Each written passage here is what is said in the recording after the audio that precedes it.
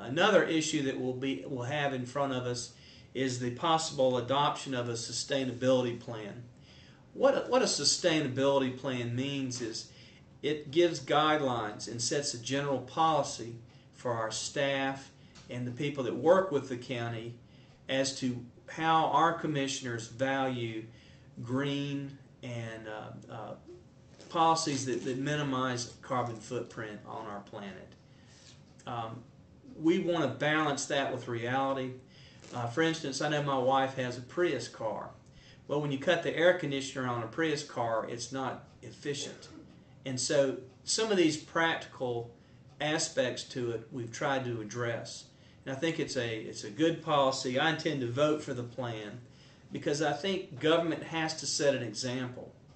And we can't just talk about telling everybody else what they need to do as far as being green and protecting the environment if we're not doing the same thing.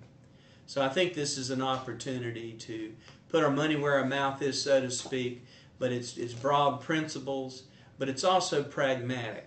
And we're not going to put things out there just because they sound good. We're going to try to use common sense and some real basic pragmatism to have a policy that makes sense and will make a difference.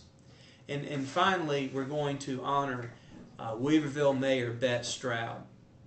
She has been in government for many decades, and we thought it'd be appropriate to honor her for her decades of service. Beth Stroud has worked hard to make Weaverville a really livable small town, and I think she's been real focused and has made a real difference in that community. So we will honor Mayor Stroud. She will be ex-Mayor Stroud, she'll still be, that's her last day of being Mayor Stroud, because after the election, Al Root will take over as mayor of Weaverville in an unopposed election.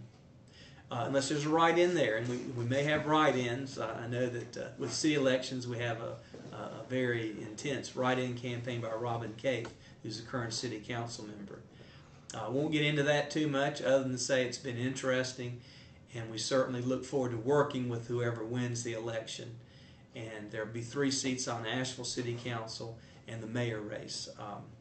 We work with whoever's there. Just like the other 5 municipalities in Buncombe County, we're looking forward to working with them, and we'll probably try to set up a meeting with all the elected officials sometime early next year so we can get to know each other and spend some time together. So that's what I see the meeting about primarily tomorrow, November 3rd. I appreciate you taking a minute to listen to me, and if you have any questions, please call me. I'm David Gant, your Buncombe County Commission Chair. Hi, I'm David Gant, your Buncombe County Commission Chair. I'd like to talk to you about what's going to go on at our November 3, 2009 Buncombe County Commissioner meeting. There's several items that might be of interest to you. The first one is going to be, we're going to have several public hearings, 2 of them of particular note. One of them, we're going to have a public hearing on a flood ordinance. We have instructed our staff to prepare a flood ordinance because even though we live in the mountains, we are flood prone. And anyone who's lived here more than a couple years might remember some of the horrible flooding we had in the Biltmore area and out in the Candler area. The staff has prepared some flood control ordinance language that we think will help minimize the impact of nature when we do have flooding, which is going to happen. We want to minimize it. We don't want to encourage people to build next to the river where it's going to be washed away. We're going to have to deal with that. So that's one public hearing we're going to have.